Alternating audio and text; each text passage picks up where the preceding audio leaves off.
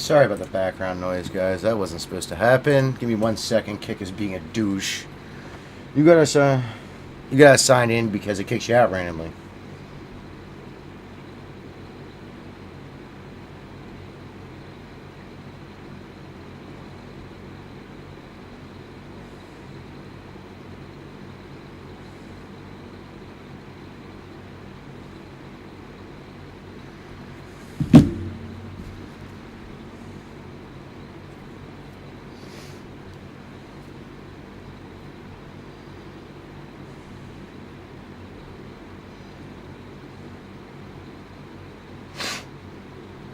Waiting for the email. It's taking forever, I guess. There we go.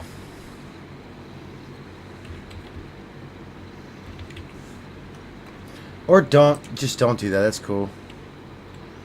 Sorry.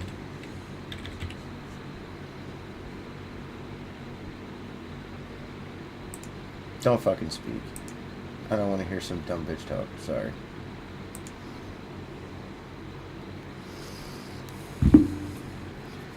Alright. So today we're going to do stupid shit. Like watch random ass videos for no fucking reason. Why? Because I'm silly like that sometimes. And that's just the way it is. But I gotta find something.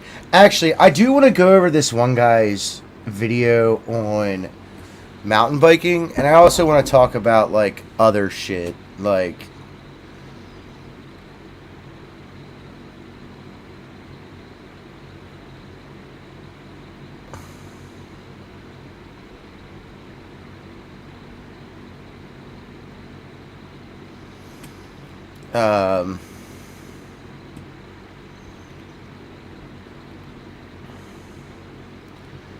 yeah, just dumb shit. Anything from mountain biking to, like, whatever. You know what I mean? So we're going to look at random stuff. I did want to go over this one guy's mountain bike video. He was talking about mountain biking. And the title of the... Actually, I should probably share screen, huh?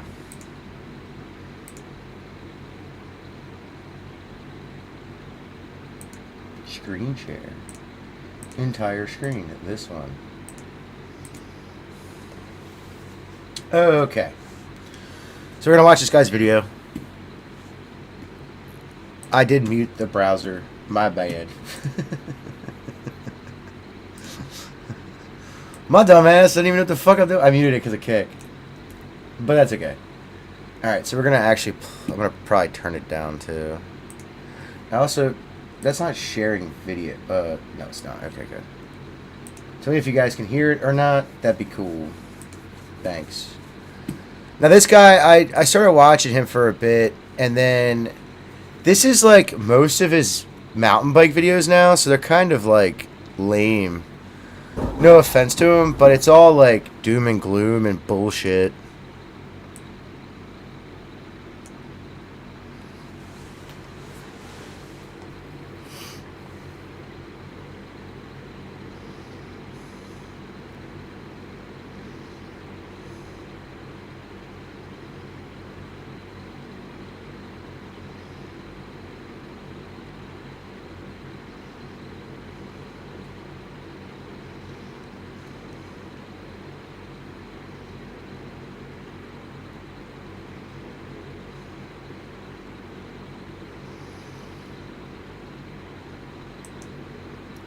Alright, so this guy, I've been watching him for a bit.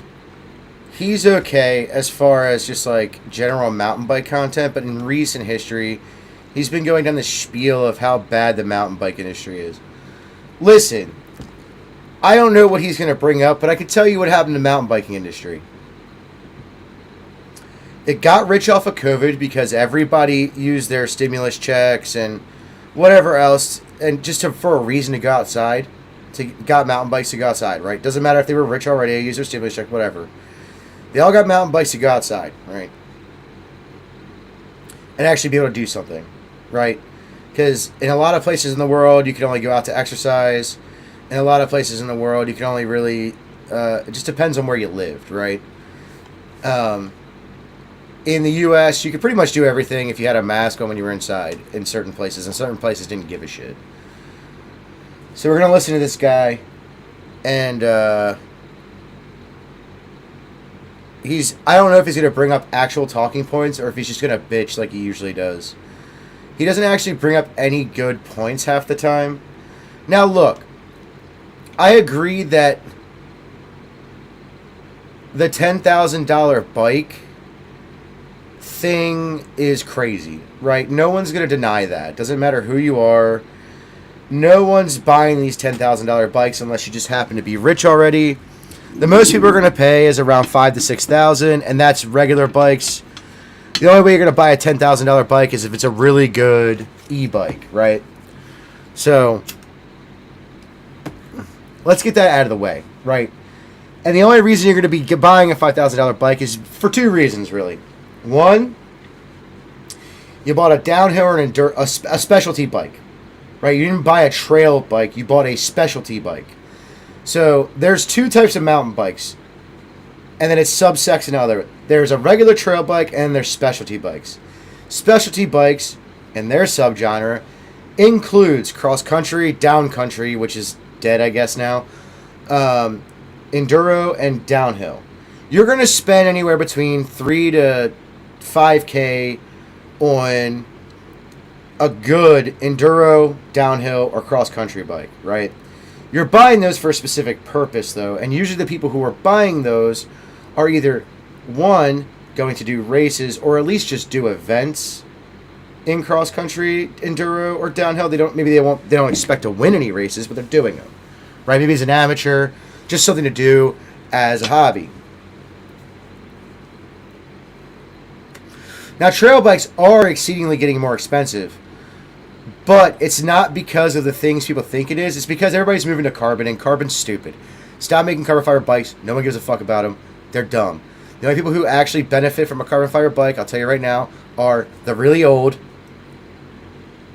Which at that point, you might as well just buy an e-bike. And professionals or highly skilled amateurs. Or people who are doing races, essentially. Maybe if you're doing, like, tricks and stuff too, because it's lighter, so it's easier to whip around or whatever. But I've always found not heavy, but a bike that has a little bit of weight to it when I did BMX was a lot easier to do tricks on, in my opinion.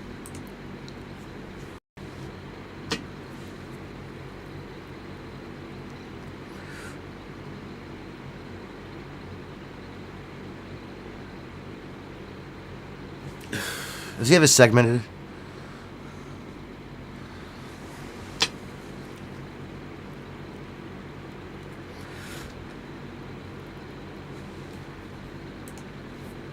Yes, so that was one of the main points. But that's not the problem. The biggest problem is, and I'll tell you exactly what happened. What happened was all the bike companies bought a bunch of stock of their frames. Most of these companies don't make their own stuff anymore. They have someone in China make it or someone somewhere else make it, and they just sell it, right? Prime examples are Trek, all that, right? Not everybody. Obviously, there's, the companies that do make their stuff, but the bigger names, they design the bikes. They're just like Apple. They design the bikes and send it to China to be made, right? So,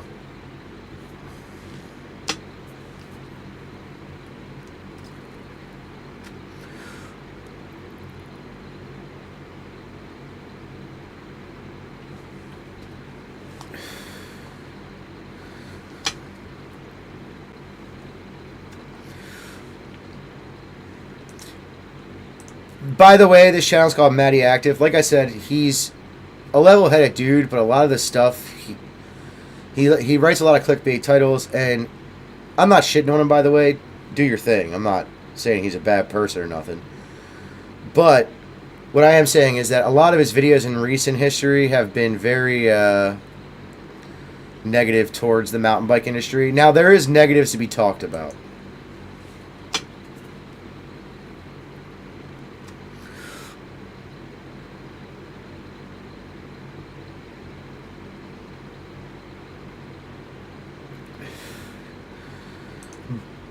By the way, this is incorrect. What you have to do to go mountain biking is completely insane. First off, the fact that he has a jersey on already tells me He's already overdoing it to have to go mountain biking. I don't mountain bike in a jersey. I don't have a mountain biking jersey. I never have, never probably will. Is that? No. And why? Because unless someone's going to sponsor me, I have no reason to have a jersey. Right? And two, I mean, I might get one for like a race or something, you know, but I don't really have a reason to have a jersey. I rode in this today.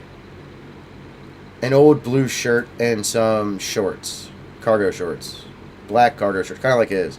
But he might have actual mountain biking shorts. And you see a lot of this helmet right here. I don't know how much it is. But a lot of people overbuy on helmets and don't actually look at the safety recommendations. I think it's Virginia Tech, if I want to remember correctly. I could be wrong. They have a whole list of helmet stuff. And some of them are actually like the best helmets to buy for safety, for protection. And this is if you actually care about this kind of thing. FYI, you can buy a lot of Walmart, like Bell and stuff like that, have the MIPS system in it, which is 90% of the safety stuff in it nowadays. Go get one. They're not expensive. They're like $30. Might be more now.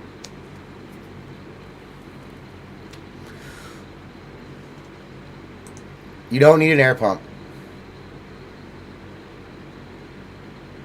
Not that air pump. You need a small air pump to put in your bag. Depending upon what you're riding, you probably don't need pads. I'll tell you right now, there's very little around where I live, and there's a huge trail system where I live, okay? It's the Patapsco Valley State Park trail system. A lot of that you don't need pads for. There's only a few sections where I would even recommend wearing pads, and even then, it isn't even rough enough to even do that. Now, if I was to go Frederick all the time, sure, because of the way they build the trails there, they use a lot of rock. That's only because they use a lot of rock.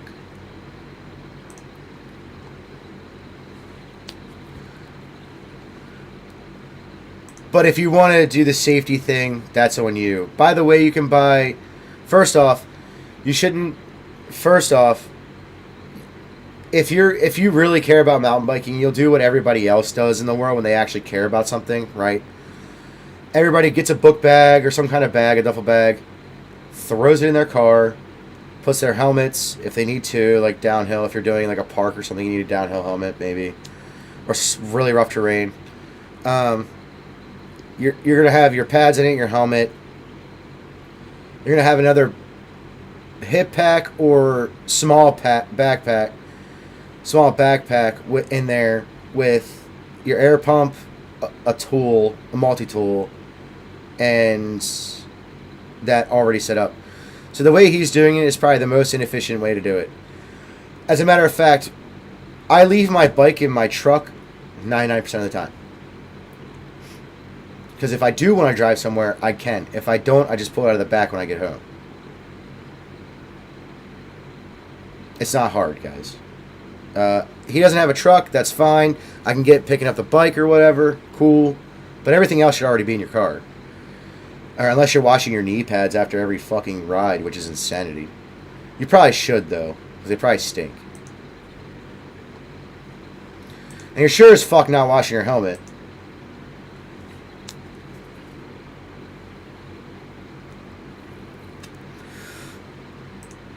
No, he's not. He is not the average consumer that wants to ride a bike. He is a mountain biker. There is a difference. Sorry, Matty Active. You are not the average bike rider. Okay, first off, the bikes you're going to be talking about, even the bike you're riding, isn't the average bike ride, at least in America, isn't the average bike rider's experience at all. Okay, that's just 100% fact. Anyone claiming otherwise is completely fucking insane. I'm not here to just debunk this guy, okay? I'm just putting it out there that the way this guy's talking is kind of crazy. I think his biggest problem is that he doesn't understand normal people. And I'm sorry. It is completely normal for you to have a gym bag. You might grab some gym clothes, but you're leaving your gloves or straps and stuff, leaving it in the car with a bag in the car, right? My helmet, even though I rarely wear it, Just depends on what I'm riding on that day. My helmet, my bike, my backpack, unless there's stuff in my backpack that I need to bring in, stays in my truck. And or car. Now, if you have a car and you can't leave your bike on all the time because you go to some shady areas or whatever, I get it. Pick up your bike. But everything else should already be in there. Your helmet, if you wear gloves, I don't wear gloves. Your riding, maybe even your riding clothing. If you have to change because you work an office job or something and you have to wear like a button down and a tie and slacks or whatever, I recommend changing anyways.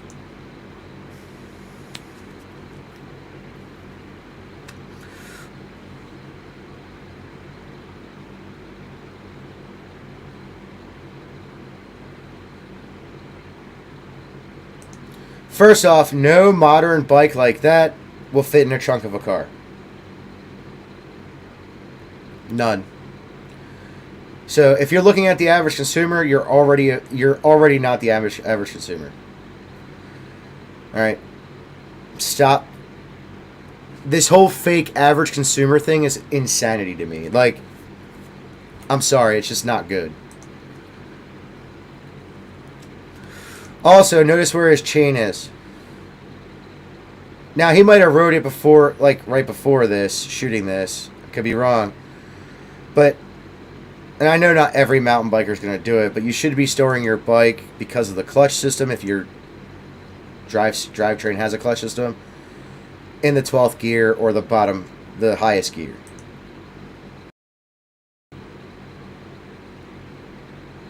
And you're talking to someone who doesn't do that. You're supposed to do that, though.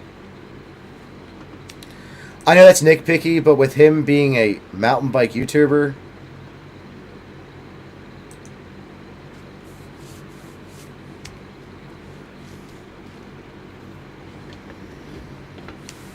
why do you have a full-size pump in your car? Why? You don't need one. Get one of the small pumps. You can buy one. I think every company at Walmart has one. Probably not the most efficient one, but it works. You really only need it for trail flats. If you're already going back home to pick up your bike, you should have checked the PSI while you were already there if you want to use a floor pump.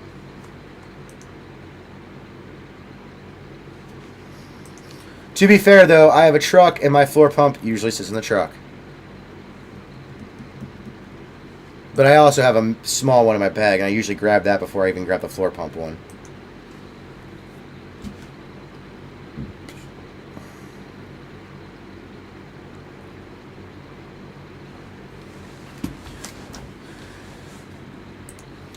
Okay, I'm going to explain something to you very simply. Your average mountain biker, there's going to be two. Oh, my bad. There's going to be two. There's going to be two type of average mountain bikers, right? And this is average mountain bikers, not average people. Not average people who bike. Okay, so let's get rid of that whole aspect of his idea. It's just stupid. Okay. There's two types of mountain bikers. You're going to see the guy who bought a cross-country bike, a low-end cross-country bike. You know what I mean? Not when I say low-end, I mean didn't cost 5 to 10K, right? When I say low-end, I mean something that costs anywhere between probably, I don't know what the lowest price cross-country bike would be, but I would say anywhere between $800 to about $2,000, right? And by the way, these are mountain bikers, not the average consumer. The average consumer doesn't give a fuck about mountain biking. The only reason a lot of them bought mountain bikes was to get the fuck out of the house during COVID. That's the only reason there was a boom in mountain bike sales.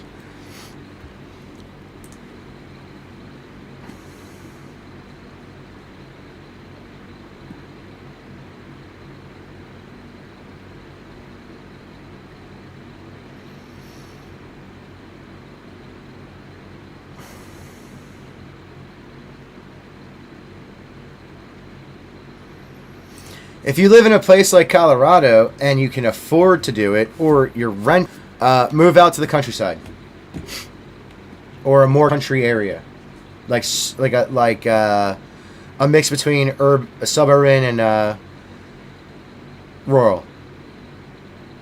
Unless you bought a house in like a heavily developed area, you'll find trails nearby. And no, I don't think Colorado is the Graceland of, well, it is, but this crazy mecca for mountain biking where there's trails fucking everywhere. That's not what I'm saying. What I'm saying is, if you want to do something that bad, you'll do it. And this is not the average mountain biker. The average mountain biker doesn't live in Colorado. A lot of mountain bikers live in Colorado, but not the average one.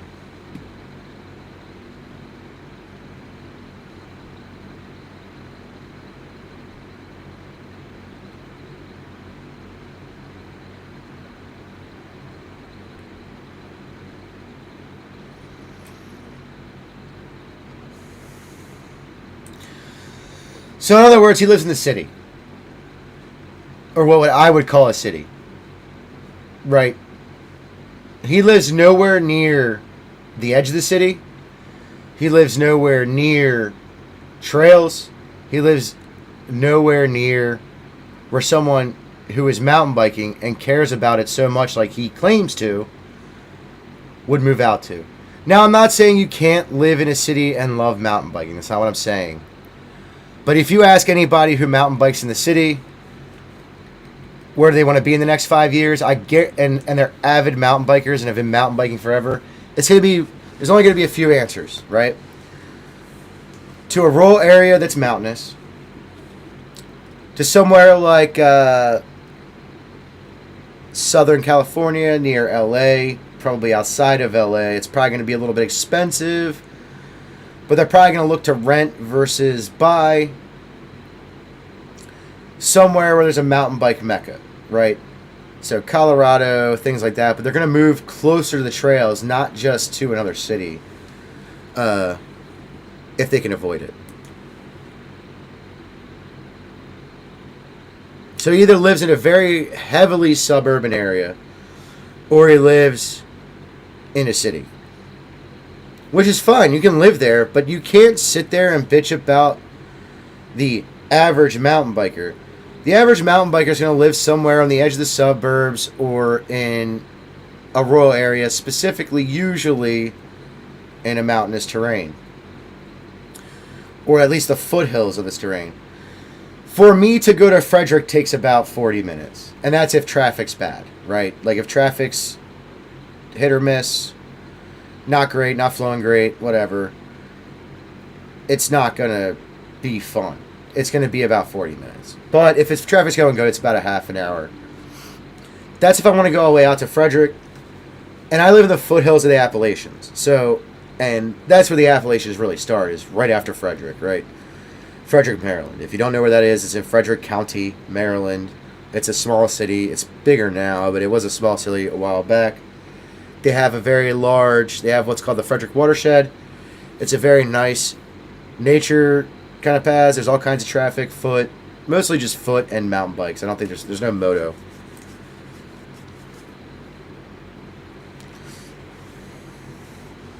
Now, if he bought a house and then got into mountain biking, I can see why he's kind of complaining about this, right?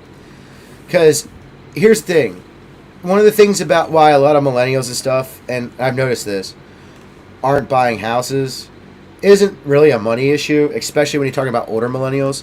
It's more of, what if I want to start doing something new, even at this late age? Because you got to remember, millennials are turning 40 now. Early millennials are in their 40s.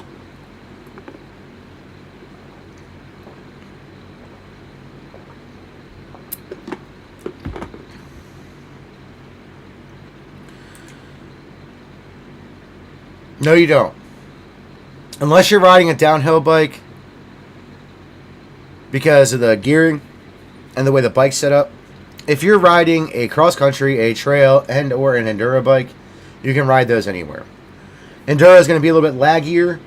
You're probably going to be a little bit more tired because they're not made for climbing per se. They are to a point, but they're not going to sacrifice the best part of downhill, so your uphill is a lot better. Because your uphill isn't timed in enduro, it's only downhill that's timed. Usually they get to the next section of the race before it starts, which is usually uphill.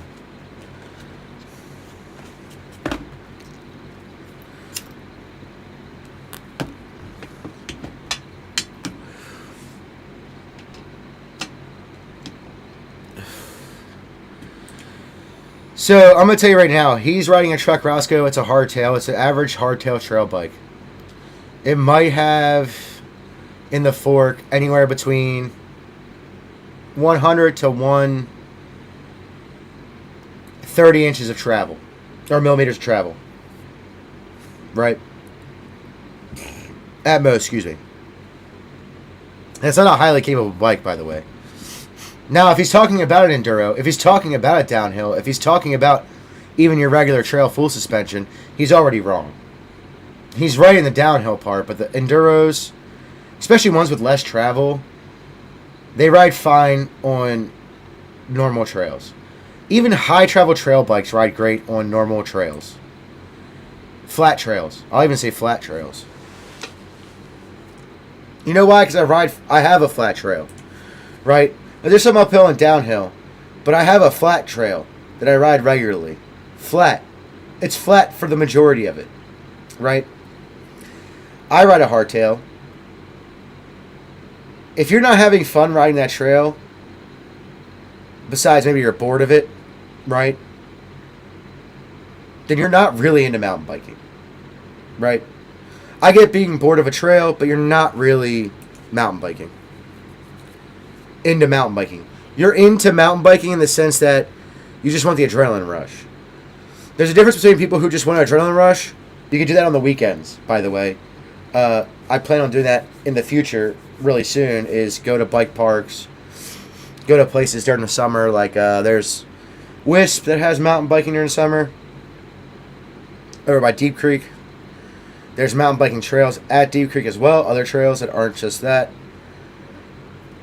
Deep Creek Lake, by the way. There's other places up in Pennsylvania that are nearby to me that aren't that far of a travel for me to go do the same shit. And I'm going to need at least a high travel trail bike to be doing those, because I want to be doing the crazy stuff, or at least an enduro. Not just the normal flow trails and things like that.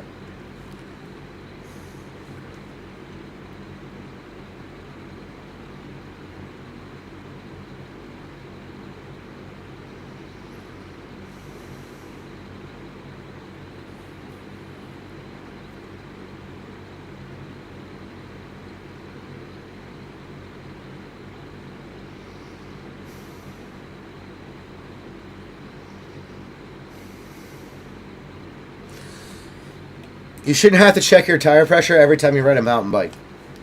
I ride one daily to work. I ride both trail and street, on the street. And then on the weekends, I ride as much as possible. I could be out all day. I could be out for an hour. Just depends on what's going on with my life at the time, right? If I got to go to a family event, depending upon what time I have to be there and whatever, I'm obviously either not going to ride or ride something short. If I have a free day because all the chores around the house are done and nobody needs my help with anything, I go ride and I'll ride all day. From like 10 o'clock in the morning to when I feel like I'm done, right? Could be a 2 to 3 hour ride. It could be an 8-hour ride. Just depends on the day. And by the way, it's not like I'm riding for the whole time. I'm obviously, riding, checking out stuff. Usually when I go on the big ones, it's an exploratory ride. So I'm looking for stuff to do in the future that I know my son can do. Usually that's what I'm focusing on. Also, I want to do videos on stuff. I forgot my camera today. That's the reason why I didn't shoot a video today. Sorry about that. The new Trails of Pioneer Run are pretty sick, though. Or not the new. Some of them are new. Uncovered. They're pretty sick. They're fun. A lot of work to get to them, but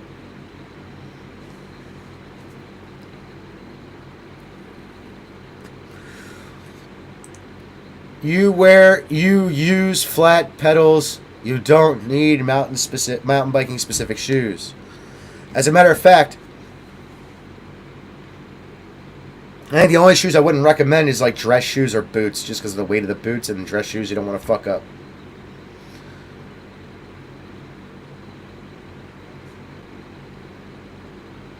Every other shoe's fine. Those are like some kind of weird Crocs, though, to be fair. Obviously, don't wear Crocs and sandals and open-toed shoes.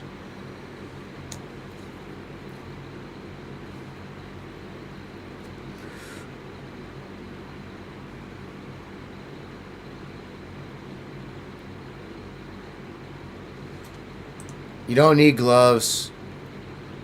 Also, all this stuff, when you get out of your car, it's taking him 3 times longer because he's sitting there talking to a camera. When you're by yourself or even with friends, 9 times out of 10, you're ripping the bikes out and going and hitting the trail. You already have your mountain bike gear on. You might throw on your helmet and gloves, and that's it. Maybe knee pads if you need them for where you're going.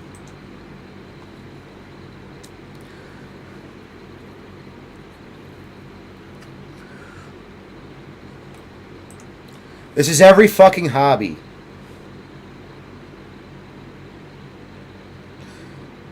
Sir, you make money off of mountain biking.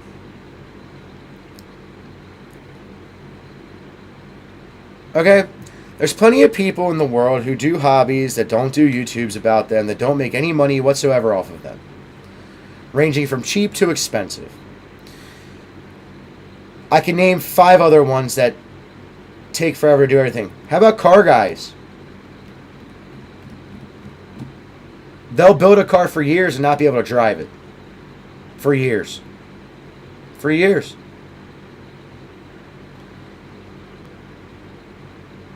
He wants to talk about the average consumer, but mountain biking isn't for the average consumer. The average consumer of bikes wants a bike to ride around the neighborhood, maybe the local fitness trail. That's probably asphalt or gravel.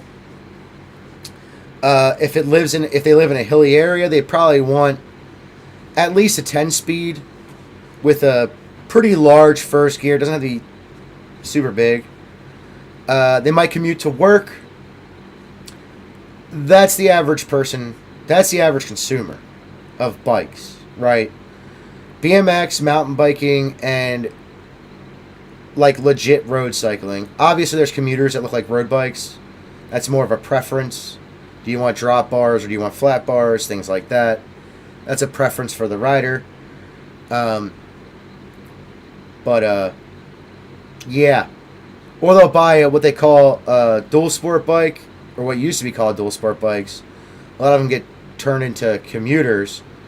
But they'll buy like a 29 or a 27.5 inch bike which is the wheel size, that is made for like tour or a touring bike, whatever you want to call it.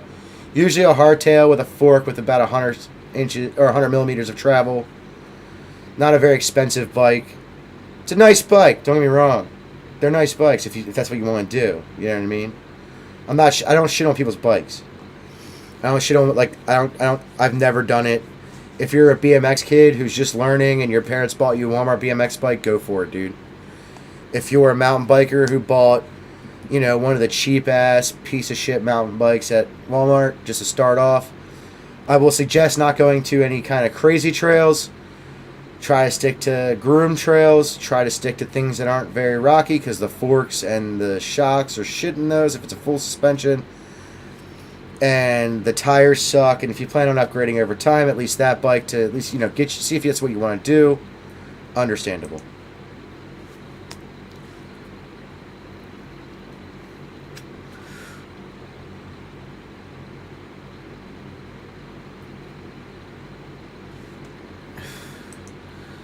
Again, anyone who's getting into mountain biking is on purpose getting into mountain biking. Right? Maybe they went on a trip with a friend and they decided and their friend mountain biked, so they rented a bike and hit some trails and they got into it. Or maybe as a kid, they lived in a hilly area or a mountainous area and all their friends started mountain biking. And they usually use one of their friends' mountain bikes to try it for the first time, right? This guy's perspective is retarded. First off, you have to be kind of wealthy to actually do mountain biking. Not like super rich. There's a reason why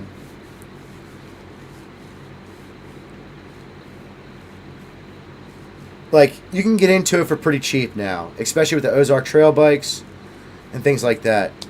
But it's still expensive. Upkeep's expensive.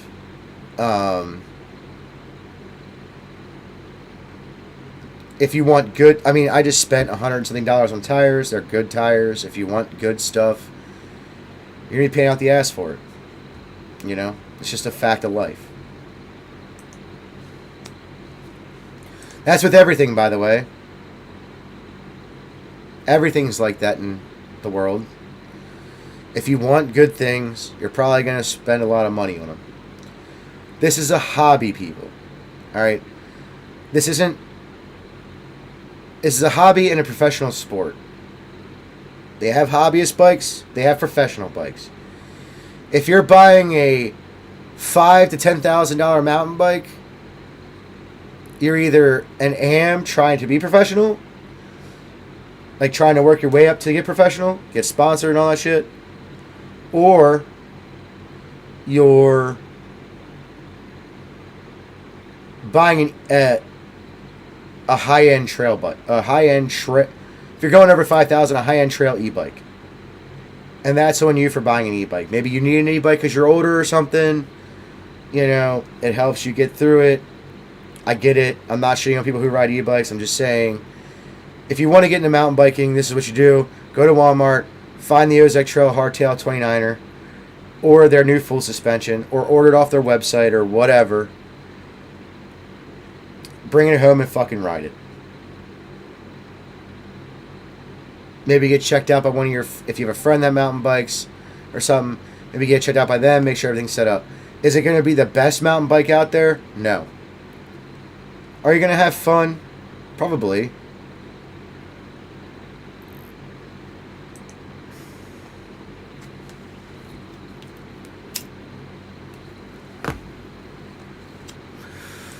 Most people didn't have free time during the pandemic. A lot of people did, but not everybody. I worked the entire time through the pandemic. I had to take off one day because I had to go get a test because they thought it... Because COVID, they wanted a doctor to do it because someone got it in at work.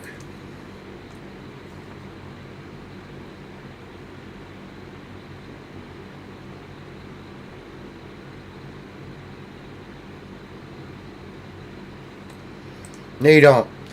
This is where I'm kind of sketched out about this guy. Like, I see he rides mountain bikes, but I don't think he's like an actual mountain biker. I think he got into mountain biking because he had some fun, and then he realized he could make a YouTube out of it, and then now he's only doing it to mountain bike, right? Or to make money, or to whatever. I don't know how much he's making because his content's kind of shit. The fact that this guy 8,000 views at all, and I'm one of them, sorry, it's kind of sad.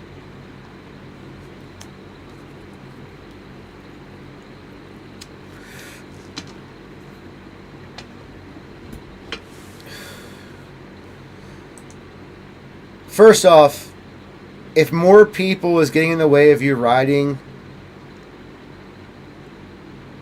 I hate to tell you this, you're either in an overly popular trail system,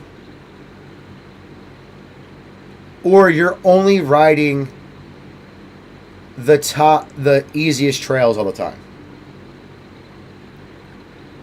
Right? I'm going to tell you right now, I've been to bike parks. I've been to major trail systems, mountain bike trail systems and all that. Right? The only real people you have to worry about is hikers. And that's it. Pretty easy thing to look out for. Parking is always a problem everywhere in general, in rural areas. You're in a rural area, park on the side of the road. Like, at this point, he's nitpicking small things. First off,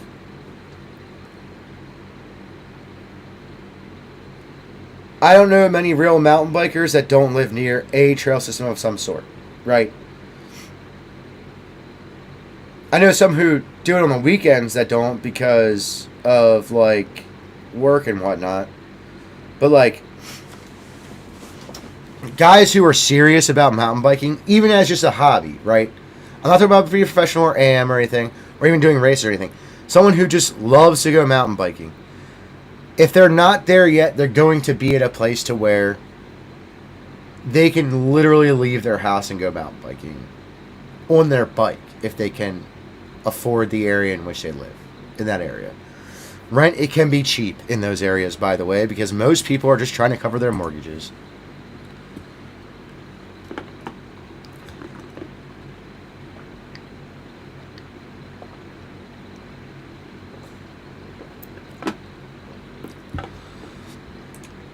I've never had a ride in my entire life where I didn't have interruptions. Not one.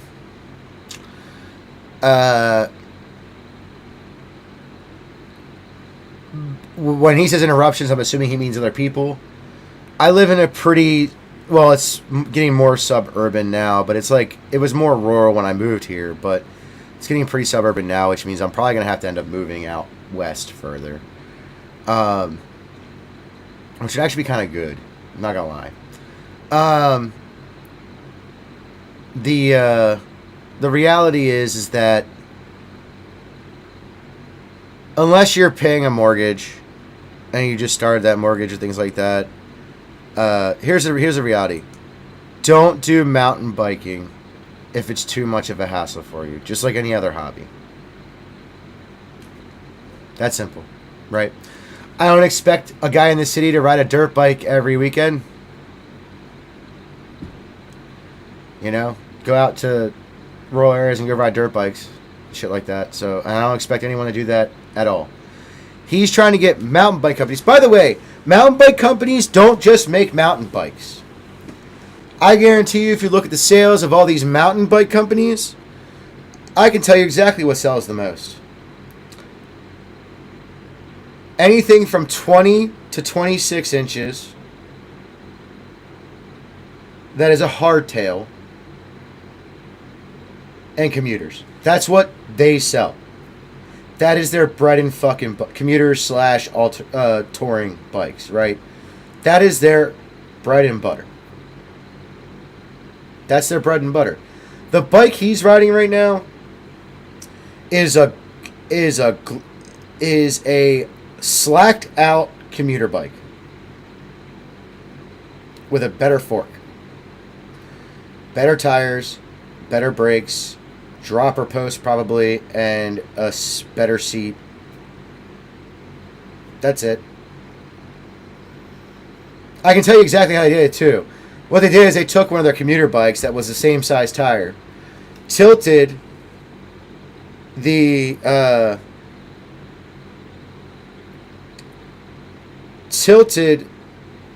headset back a little bit, and then made the down tube really low.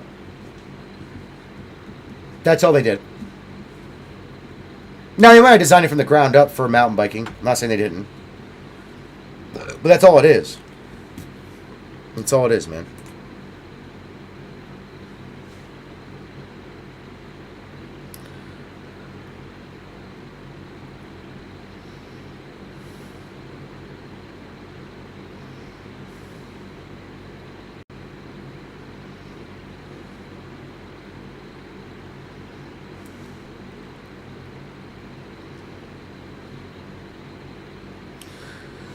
They didn't really care about back to normal. And the reason they didn't is because what they really did is how they fucked up, and I'll tell you exactly how they fucked up. They made too many new bikes. That's why you see all these companies going under right now. They made too many new bikes for the next year, their next model of this version of the bike or whatever. That's what they did.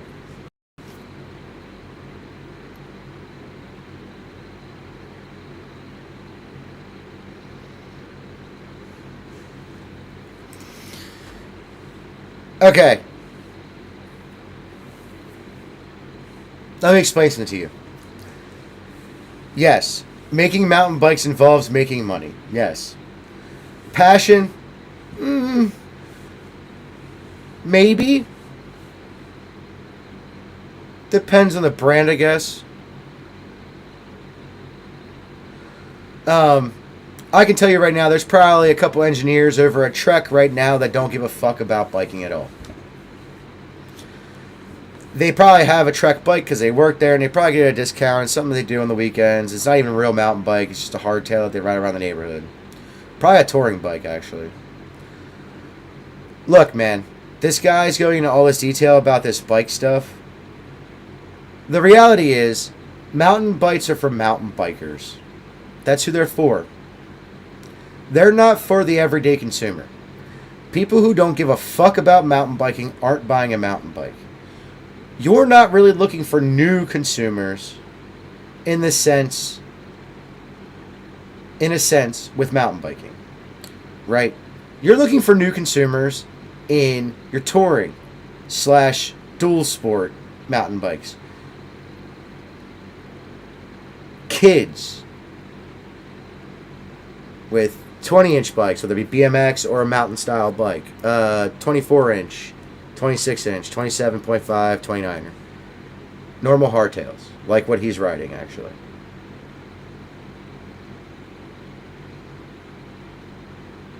That's just a fact of the matter.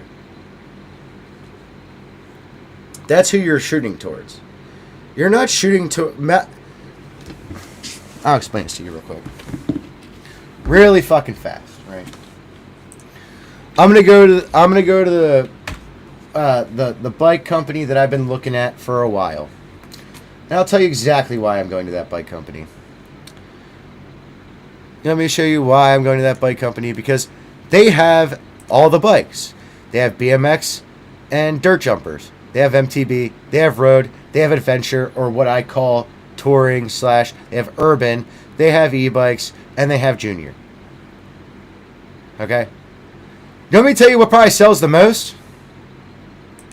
These.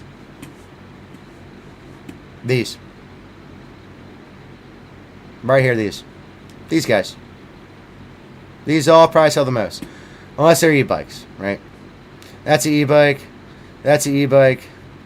These probably sell the most. These bikes right here.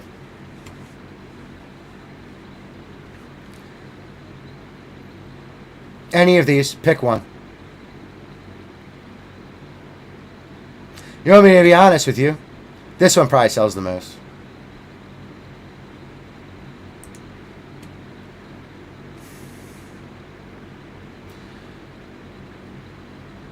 How much is this thing? Yeah. This bike sells the most right here. If they're selling well. This bike right here. It's $800 US. It's a hardtail with a basic Sun Tour. Probably goes to 100 millimeters of travel. Maybe 120 if you're lucky. Let's look. Can't even tell you. It's a basic spring fork. This is the bike that probably sells the most in their line. Let's go to Trek.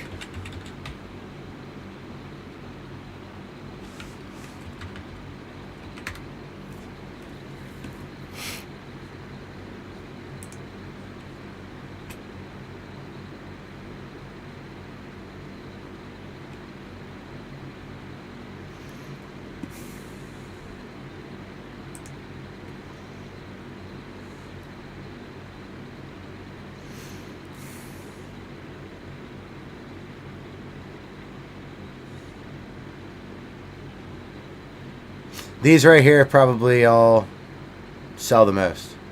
These are a little too weird. You know what I mean?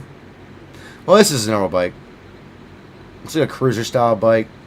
But like this, a little weird. This is a female, I guess, cruiser style bike. This is a... Oh, that's electric. This is a female. This is a weird looking bike that most people wouldn't ride. Same with this, even though it's an e-bike. It's probably these, and that one. We'll pick a 27.5 dual sport. This is something Trek will sell more than any of their mountain bikes. Oh, this one might be a little bit more expensive because that fork looks like carbon. So I might have picked the wrong one. But, yeah, they use carbon.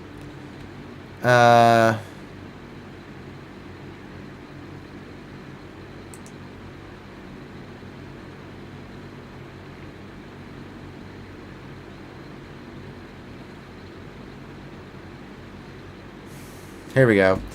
This is probably the exact fucking bike they sell the most of. Almost guarantee it. I can probably see it right here.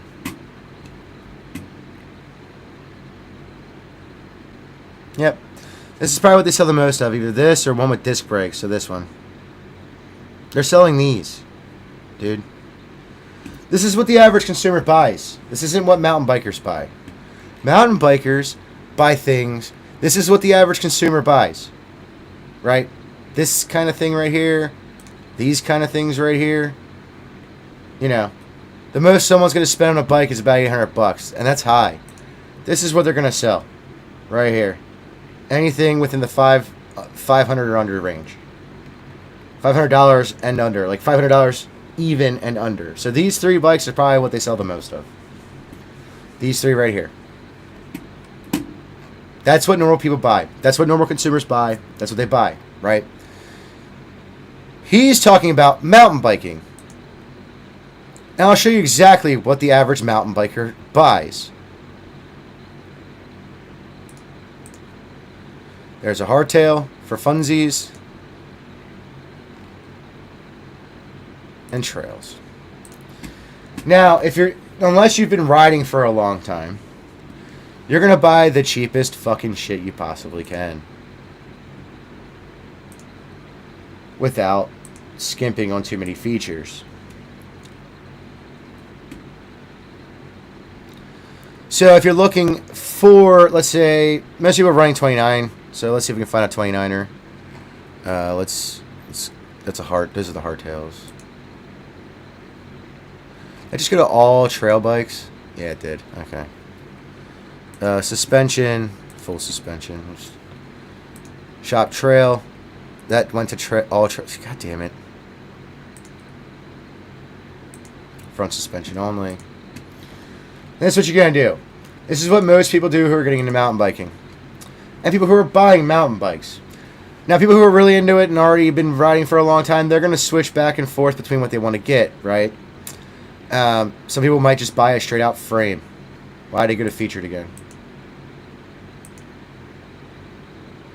Fucking retarded.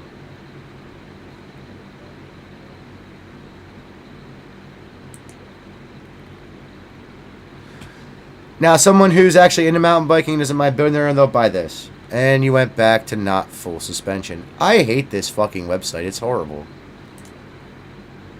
No. Just full suspension, thank you. And you went back to that. Can we do low high? Are you going to reset that? Are you going to reset that? Is that what you're going to do every fucking time? Because you're a bad website. No one knows how to design websites anymore. Disgusting. There we go. You're going to buy this. That's what you're going to buy. That the average person is getting into mountain biking. Or,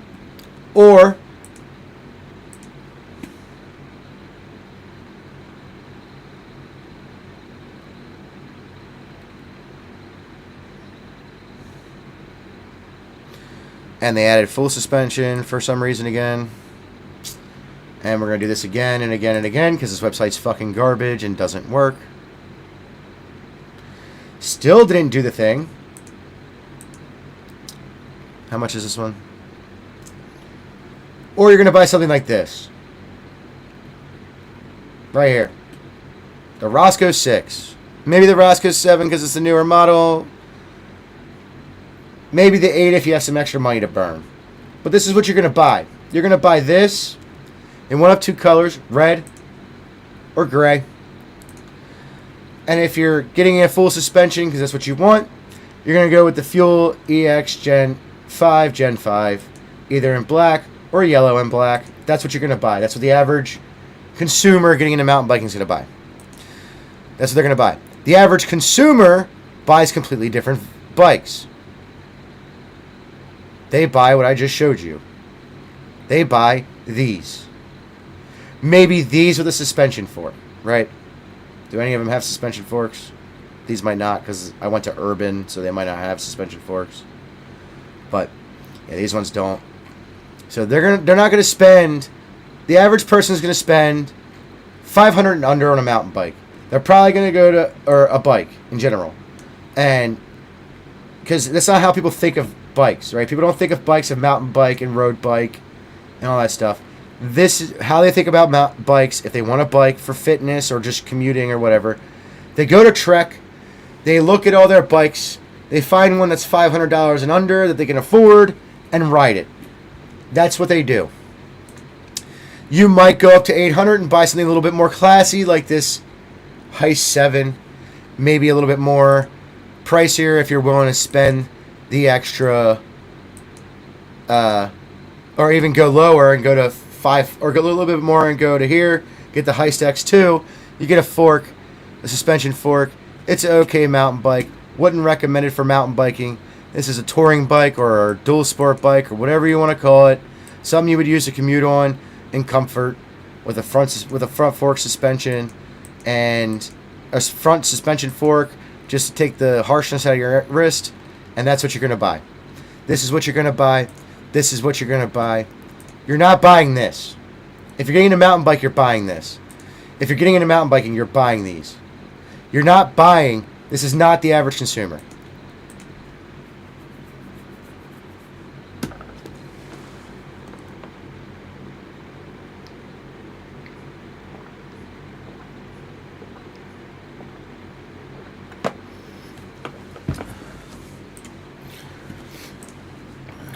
Excuse me as I look at something.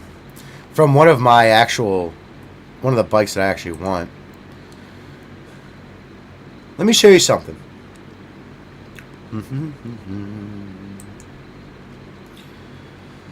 This is their trail bike. They have two models, the T8 and the T7. The T7 is $1,700. Alright? And it's a lower end one. And I'm pretty sure the T8 is a little bit higher. Now, with that said, this is 140, but this is a little bit higher travel of a bike for trail. I think they have another trail bike that I wouldn't recommend if you're getting into more crazier stuff. But we'll look at it. Was this SQD? Good. What's the travel on these?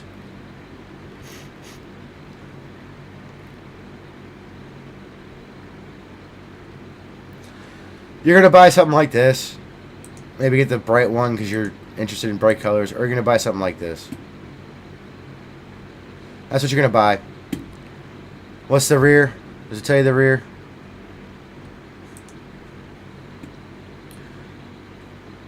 They say it's a cross-country bike. We will see.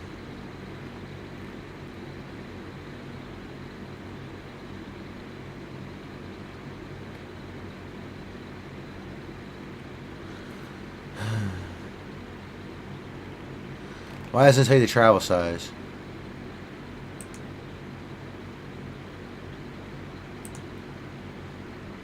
Yeah, you're going to buy a 120, 130. Maybe if I go to their CSQTE, what is that? Unless it's their e-bike, and then I'm not even going to fucking... Yeah, it's their e-bike. This is what you're going to buy. This is the kind of... You're going to buy that kind of stuff when you're getting into mountain biking. Probably something with 130 to 140 in the rear, 150 to 130 to 150 in the front, in the fork.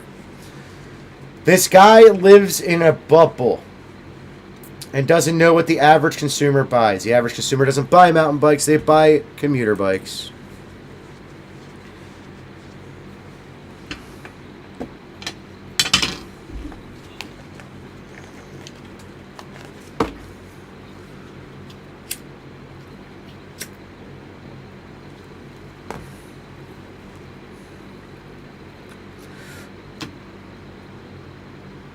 That wasn't the thought at all.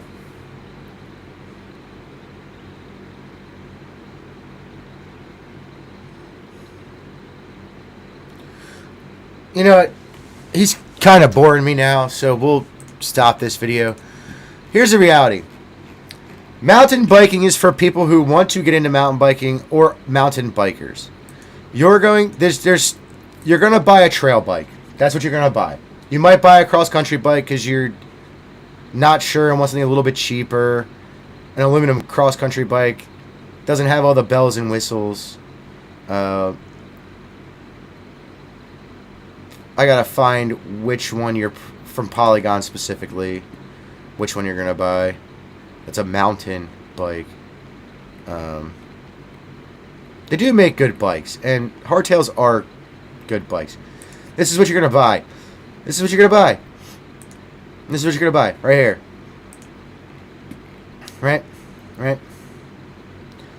120 millimeters of travel. 10 speed. To actually get into mountain biking. What you'll probably do is you'll realize you want a full suspension, or you'll go straight to full suspension and buy one of their cheaper. But I have a question. This guy's talking about Trek and stuff, right? That's really all he ever talks about. Look at this. Look at this bike. This is a full-on enduro bike. Limited frame. 170 millimeters travel both front and rear. The best parts? Probably not. Best shock? Nah. Best fork? Nah. Best brakes? Nah. Really good drivetrain. It's a Shimano. You can't go wrong with them. This guy doesn't even know what the fuck he's talking about. The average consumer doesn't give a shit about that. And the average mountain bike consumer buys one, maybe two mountain bikes their whole lives unless they have catastrophic frame damage.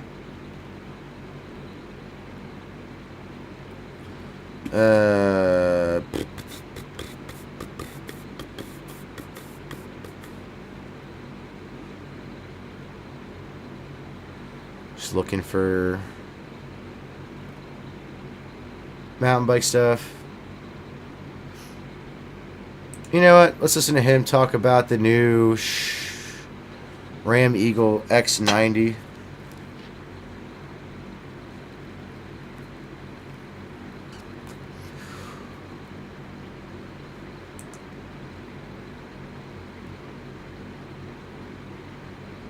That's cool. You can buy the GX right now and the NX right now.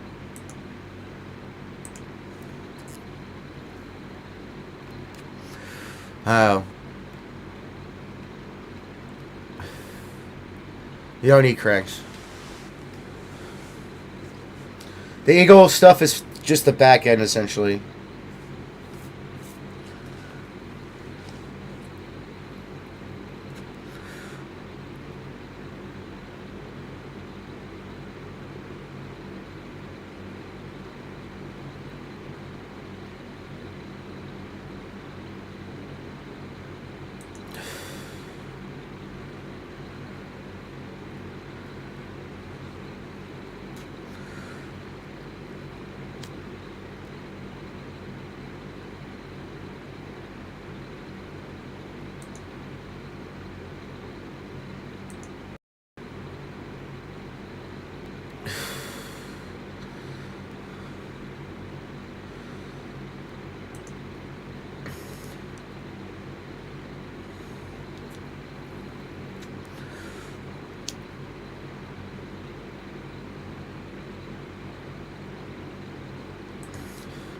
Clutch rebuilds are simple.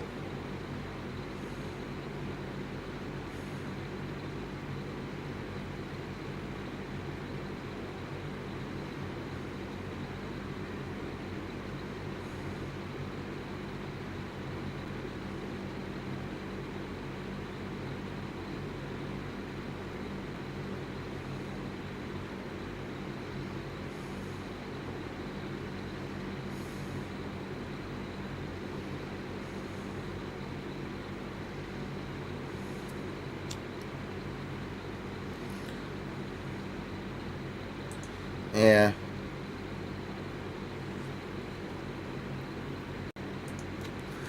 Anyways, I've destroyed a whole frame doing that, actually.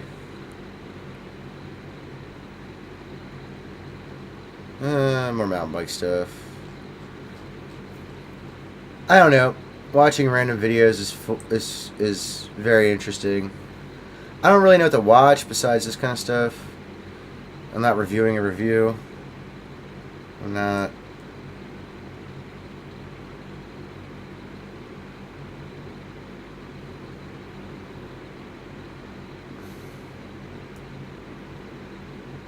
Let me just type in mountain biking, see what pops up first.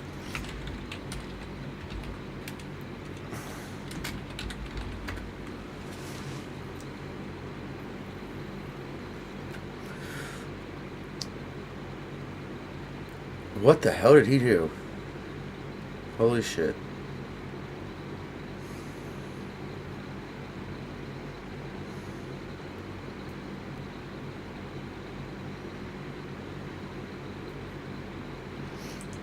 See what this guy has to say. He's right, by the way. We don't need $10,000 bikes. That's actually a sick bike.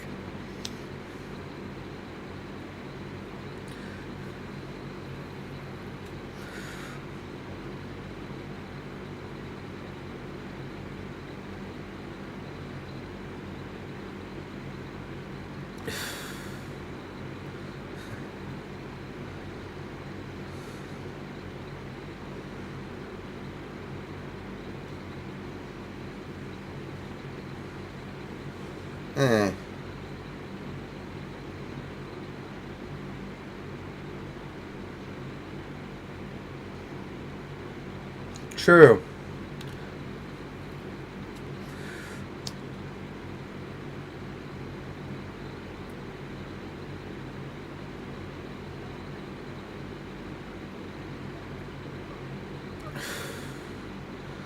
Look, here's the reality.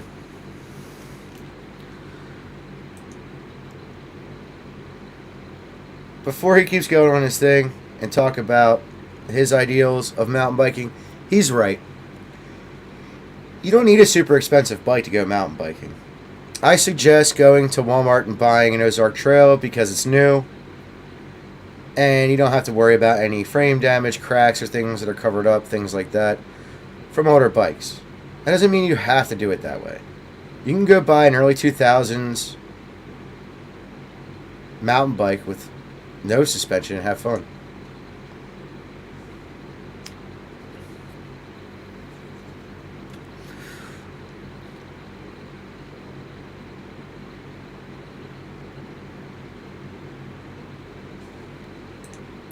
It's not. I've ridden some technical trails with 26-inch, no suspension. It's fun.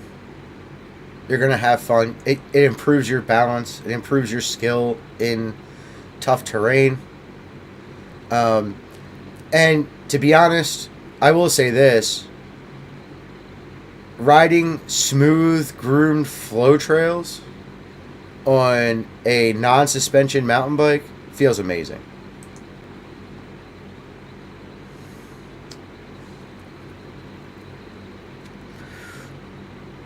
Those handlebars are crazy, though. I probably would have changed them out. The MX style bars, they were all about that back in the day. Yep.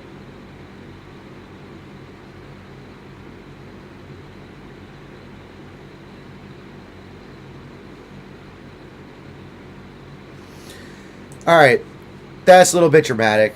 If you're learning how to ride, obviously you're surviving. But if you know how to ride and you're just like taking a step back, and let's say you were a kid and you remember this one bike from when you were a kid that you really wanted, and you went and you got a frame and you Russo modded it, yeah, you're gonna enjoy it. I probably wouldn't have done the MX bars though, or the MX bars.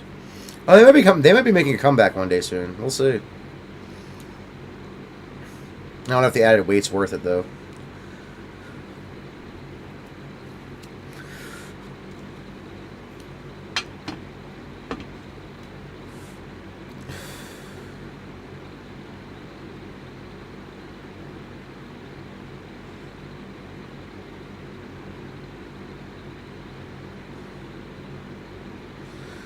That's true.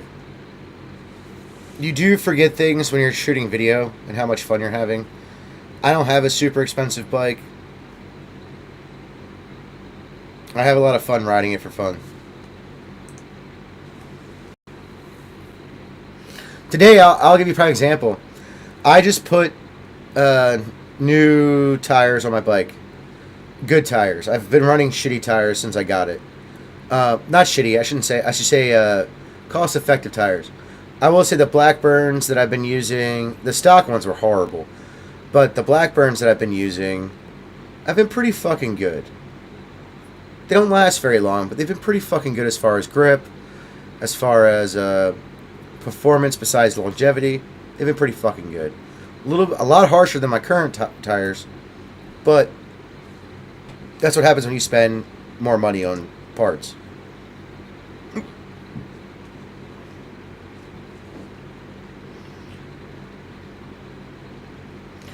Well, yeah, because when it first started, you gotta remember, when my mountain bike first started, it was just cruisers, right? So, maybe with some gearing, if they had cruisers with gearing, things like that. I know they did, but...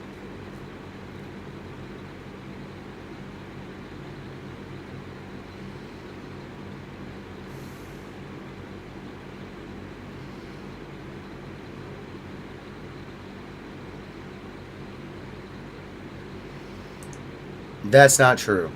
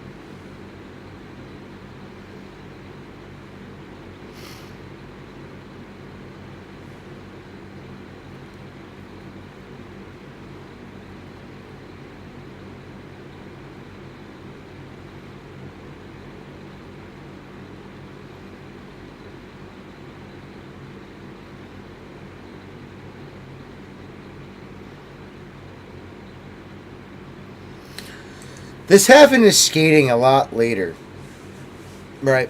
Mountain biking was a pretty big sport because of just like road racing and stuff spinning around forever. Mountain biking's been a pretty crazy sport in recent years. There's a lot of advantages in recent time, but the reality is that most people don't realize is that this happened probably in the early 2000s. Whereas skating didn't get like that until the late 2000s. Skateboarding, specifically.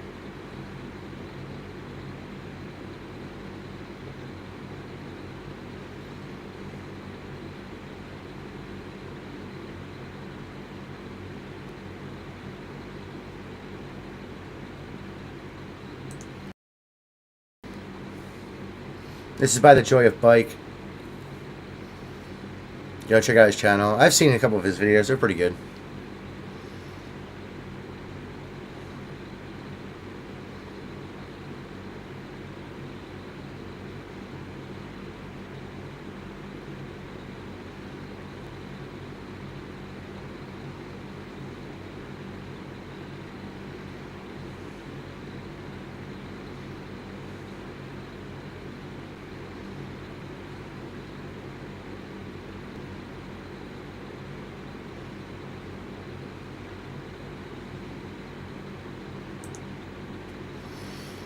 I mean, you can have fun doing it with us. You don't need a full suspension.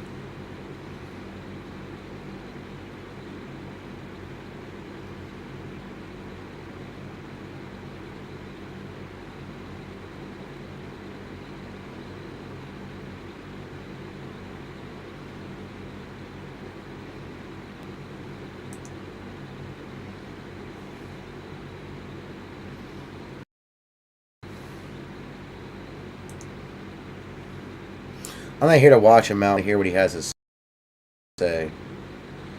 Maybe it's just riding a mountain bike most of the time, but.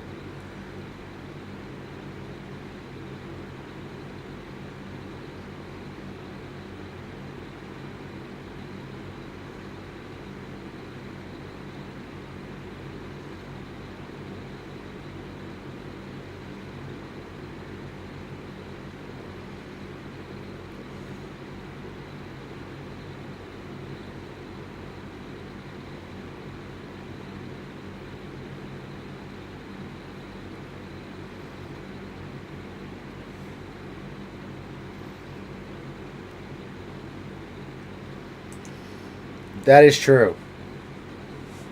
I recommend. I even did this for my son. Well, technically his mom did it for me. So he had a 20-inch mountain bike. He was getting too small for. He got a 24. His mom got him a hardtail or a full rigid. Not an expensive one, just a nice one that wasn't too expensive. You know what I mean? I think it was under $500. It wasn't a bad bike. Ran great. He broke the derailleur once and then got really upset about it. I was like, dude, it's gonna happen. Chill out. Like, we'll buy you a new derailleur.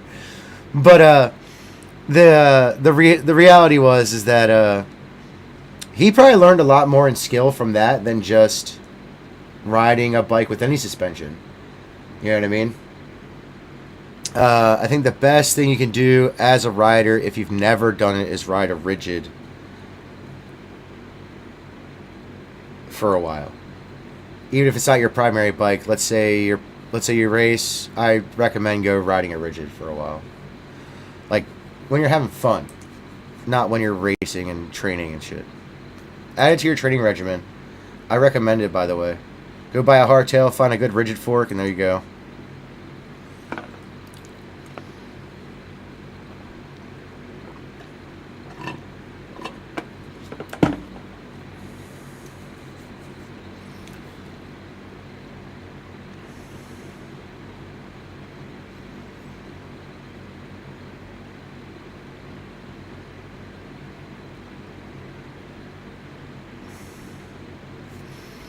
He's correct about this too, but that's different. That's a whole different topic that we can talk about later.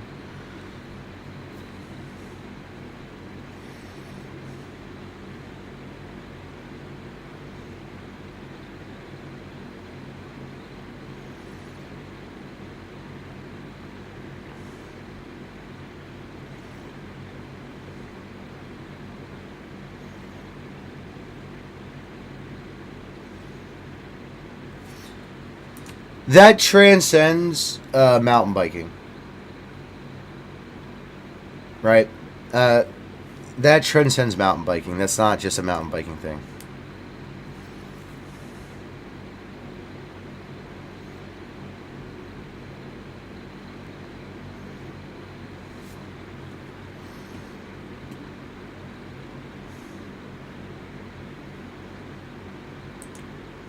All right, cool. Don't want to hear about that.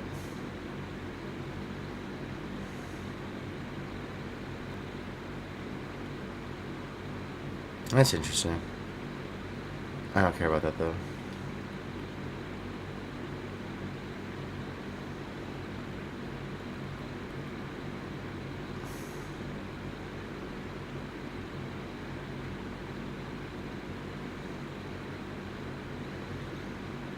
I don't even know what this says. Thanks for showing me that, though.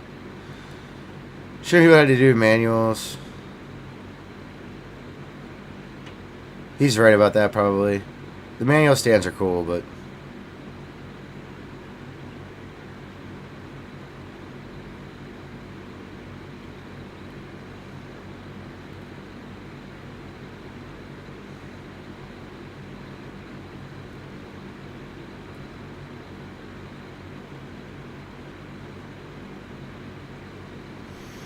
that's not news anymore, really.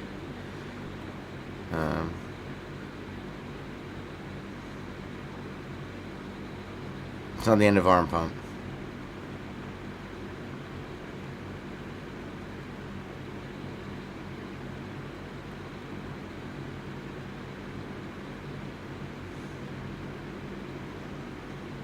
Oh yeah, Fox. This is a long ass thing about this. Or was this a podcast? That was a podcast, I think.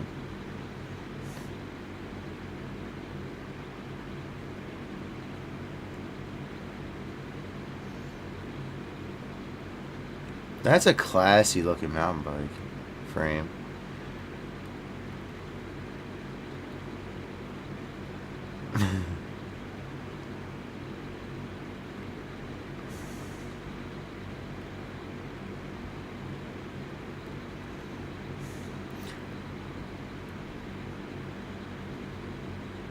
You know, why don't we watch the 5 best mountain bike drills to end the stream? Because it's a short and...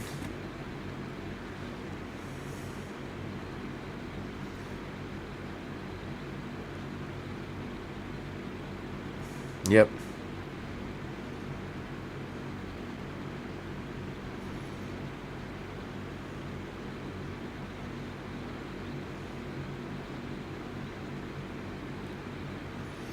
I don't know how good the drills are.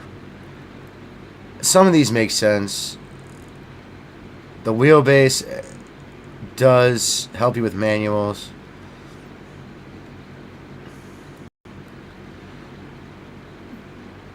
I wouldn't say all that. I would actually say the balance isn't even the biggest thing. It's the muscle strength to do that stuff. But that's really... Those aren't bad. If you want outside of biking drills, I suggest work on your shoulders and your arms. Your legs will get most of the work done during mountain biking, but obviously you want to do squats, you want to do balance training a bit, things like that. If you want outside of exercise. I actually saw this one guy. He was talking about weightlifting, and I'll show you, actually. Let me grab a weight. I'm going to show you with one, but I recommend you do it with two. I know I put it under my bed, but where the fuck did I put it? Oh, there. So, what you do is... I'm going to show you this because this might help you with arm pump and a lot of other things. I don't know what just unplugged or replugged in. That was weird. Nothing touched anything. Strange. Anyways, so the guy was talking about getting ready for pull-ups. I guess if you're kind of heavy set, it's hard to do a pull-up the more you weigh. So he was talking about doing a curl, but down like this, right? Pulling it up to about halfway up. And pulling back, but a little bit bent over. So let me move this chair more so I can actually have a good stance without feeling it fall over. So kind of like a row, you bend over, right? You pull this up, then you pull back because it works the same muscles, right? Well, I started doing that for my upper body workout, and it helped a lot with arm pump and just being able to move the front end around a lot more. So, anyways, thanks for watching, everybody.